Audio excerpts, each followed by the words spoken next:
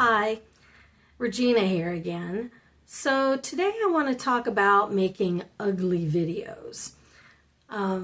This topic came up because I realized I kept going back and looking at my older videos and going, oh God, these are so ugly.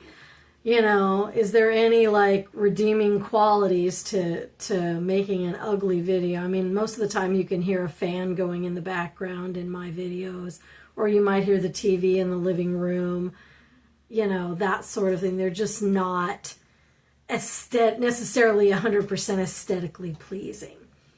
But interestingly enough, I was kind of scrolling around on YouTube and this guy's video popped up in my feed about this very thing, about making ugly videos and how it's not necessarily a bad thing, which I thought was interesting. So usually when we're talking about making ugly videos or bad videos, you know, bad lighting or sounds in the background or whatever you think makes it look ugly, we're talking, the reason that it might be a good thing is that we're talking about things like God, I can never say this right, inauthenticity. Because right now, YouTube is basically taking away monetization from channels that have videos that they consider to be inauthentic. Well, it's really hard to call an ugly video an inauthentic video. The other reason might be relatability. You know, it's a real person, you're watching them on the screen, you're listening to them, and that might be another reason. But those are like two of the common reasons that they say it's a good idea to make ugly videos. But I thought there's a lot of videos on YouTube talking about those topics with relation to ugly videos. But I wanted to come up with some ideas, and I did come up with some ideas that are maybe less common.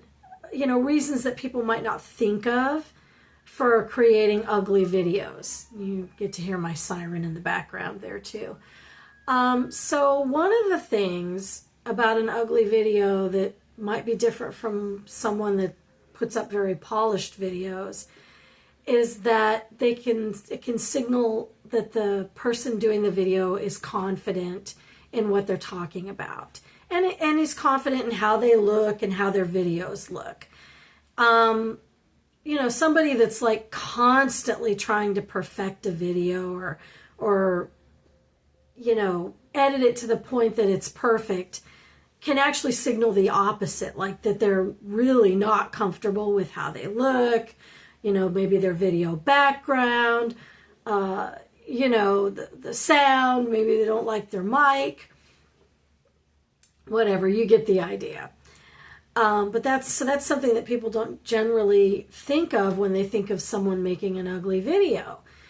Usually they think, oh, this person doesn't really know what they're doing, you know, or they're just starting out, they're a beginner. And both of those things might be true. But it's possible too that they're creating these videos because they're confident in how they look and how the video looks without much editing. Another reason that you might not have thought of is that ugly videos leave more room for the viewer's imagination. So if it's somebody like me that's just up here talking, I'm not showing you a bunch of statistics, I'm not showing you a bunch of graphs, I don't have Canva open, at least not in this one, and showing you, you know, how to do something. You have to kind of use your imagination. You know, when I talk about ugly videos, maybe an ugly video means something completely different to what it means to you. You know, maybe an ugly video for you is some of these overly edited videos, for example. You get what I'm saying? You have to use your imagination. Another reason to make ugly videos is an imperfect video can create a memory anchor. So psychologists call this the von Restorff effect. And I had never heard of that before I did research for this video. but people remember things that stand out. So if every creator in every niche, did the same thing and made these really polished, awesome videos, it's probably not likely that your video is going to be remembered if you're creating those same kind of videos. But if your video is imperfect, it's not the same, you're not doing the same things that everyone else is doing, then somebody's viewers might be more likely to remember you. Sorry, I don't have this full-on scripted. I just kind of took some notes and I'm winging it. Another ugly video thing. Another reason that you might consider making ugly videos is that production quality can actually create emotional distance. So if something's like super edited and looks really fantastic and beautiful, it actually becomes more like a performance. And so viewers start evaluating your camera, your microphone, your editing, instead of connecting emotionally with you, the creator. And that can even be true with faceless YouTube channels, I think. The less polished, the better, actually, because then people aren't really asking those questions. They're actually listening to you, listening to your ideas, and connecting with you emotionally, which is what we want. We want our viewers to connect with us emotionally. If they're not connected emotionally, they're going to be less likely to come back and view any other videos you make, for example. Okay, here's another good one. Ugly videos actually age better. Can you believe that? I mean, okay, Gen Xer here, so hopefully I'm aging better too. But highly produced videos often become dated because they're tied to specific trends. I would have never caught that one until I did my research. But I thought that was an interesting thought. And it actually does make sense because different kinds of videos are trending at different times. But like talking head videos like this one where I'm kind of doing a vlog style video, although I don't know if you'd necessarily consider this a vlog. I put this kind of a video under my vlog playlist because I'm talking. It's a talking head video. But, if a video is really highly edited, there's different editing styles. And if everybody's using the same editing style, you're back to that not being able to connect emotionally very well. People use different music choices for during different trending periods. Same thing with transitions, same thing with visual effects. Whereas if you just have an ugly video of somebody talking and maybe the lighting's not great, or maybe you're creating faceless stickman videos. Even those could be considered ugly videos. Maybe you sketched out a stickman and figured out a way to use AI to animate it, for example. That sort of thing. It actually ages better than trending ideas, trending editing things, like I said, like the music choices, transitions, and so on. Simple talking videos, they're watchable for years. They're evergreen. It's just not like I said, videos with particular editing styles or particular creation styles. And many of the most watched videos on YouTube from like decades ago are literally just people talking. And a lot of times they're talking about evergreen topics. Like, I really think this whole idea of making ugly videos is kind of an evergreen topic. It's going to be something that somebody could watch 10 years from now.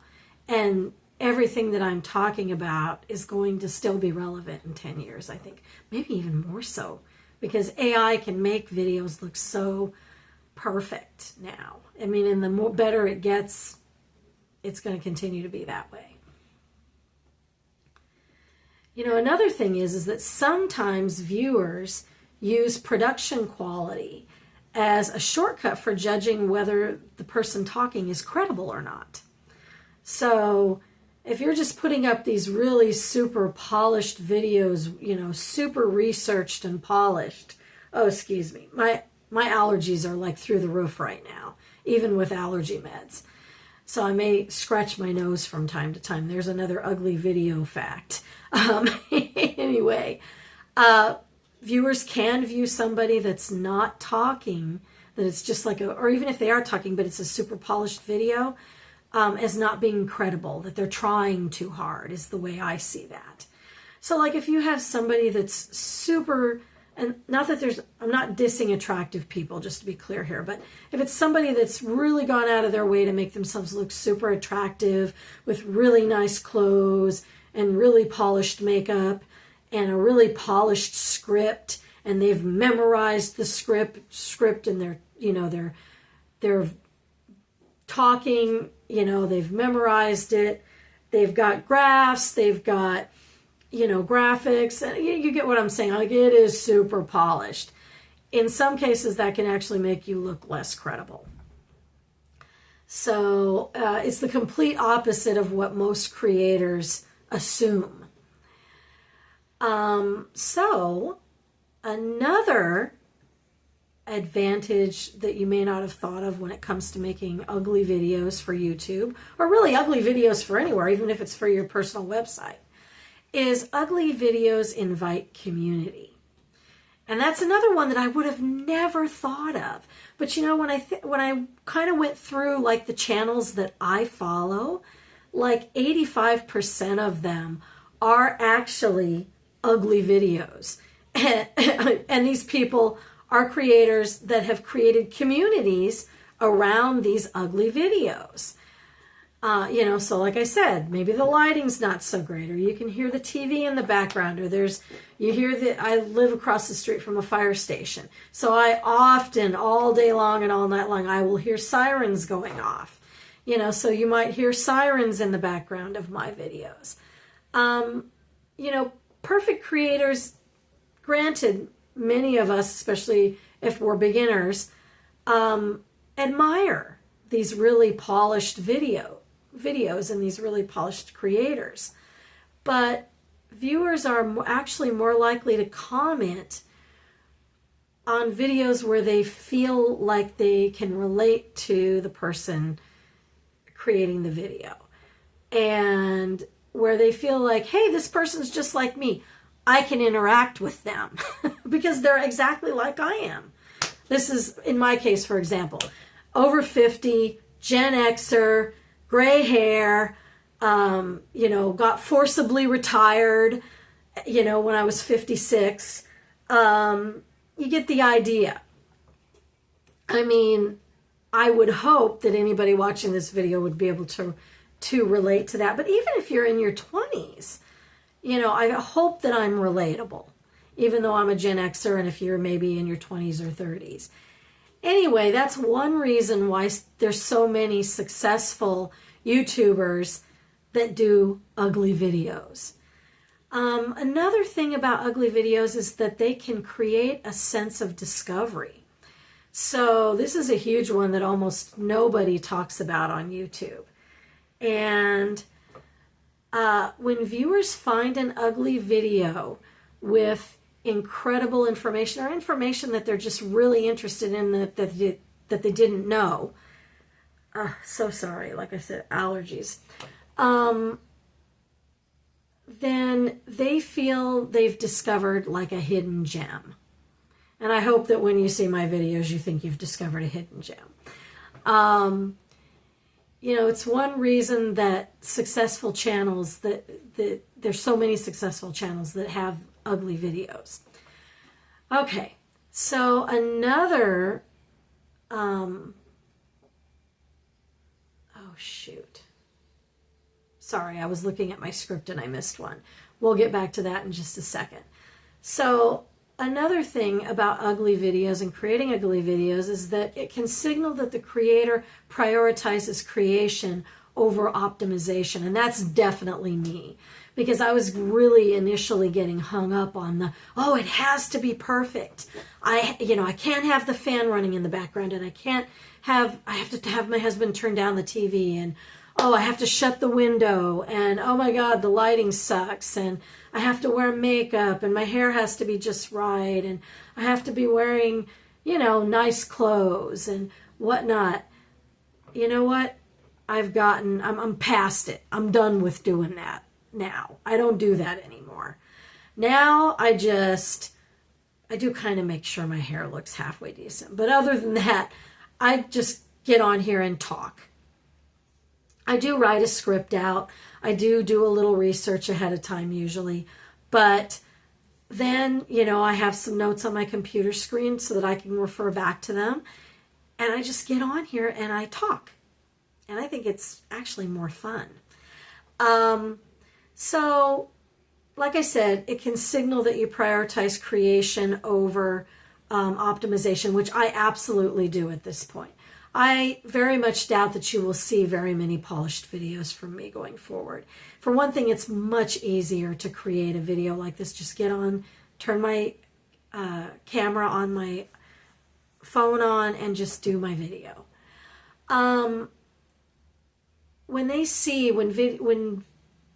viewers see exaggerated thumbnails, although some of my thumbnails are exaggerated because I like to use AI, constant jump cuts or attention hacks, they know they're being optimized. The viewer knows they're being optimized.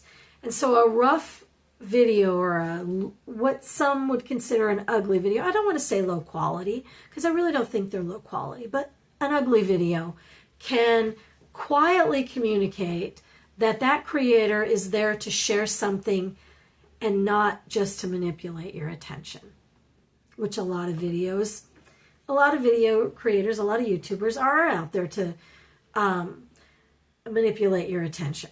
I'm not here to manipulate your attention. I'm just here to share information that I think might be helpful for you on your publishing journey, on your reading journey, on your writing journey, on your over 50 journey. I mean, I have several little kind of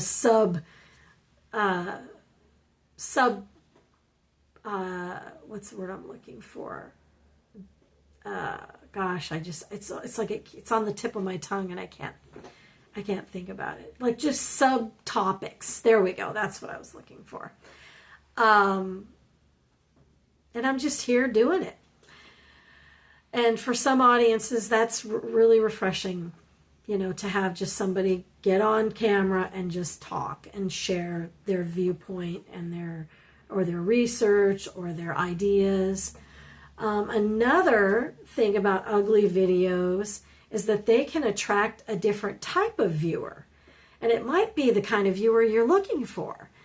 This is one of the most interesting things I think about creating ugly videos, is that highly polished content, don't get me wrong, that does attract viewers, but it often just attracts browsers.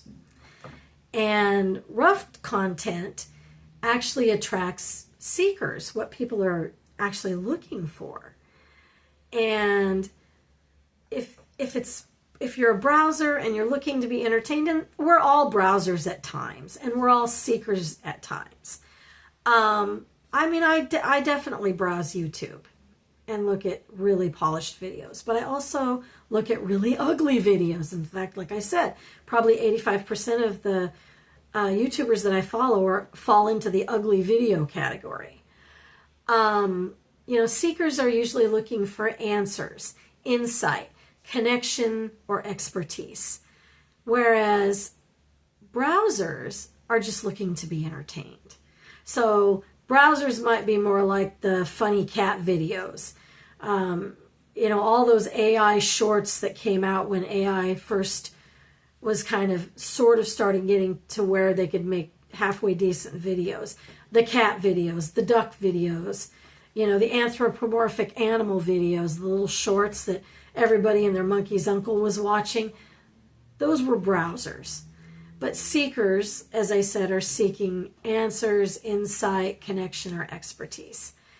And I have an author channel. And I told you a few of the kind of subtopics that I like to talk about on here. But I thought this particular topic was really interesting. And like I said, I wanted to create something that wasn't, it didn't just give you the same thing. Oh, it's easier to relate to the person. You know, it's you're not having to worry about being authentic, because talking head videos are typically seen as being authentic, and really are more authentic, I think, in a lot of ways. I wanted to give you some ideas about other reasons that people might not think about, and other reasons for you to maybe consider making ugly videos like this one. All right, that's it for today. Have a great one, and I'll see you in the next video.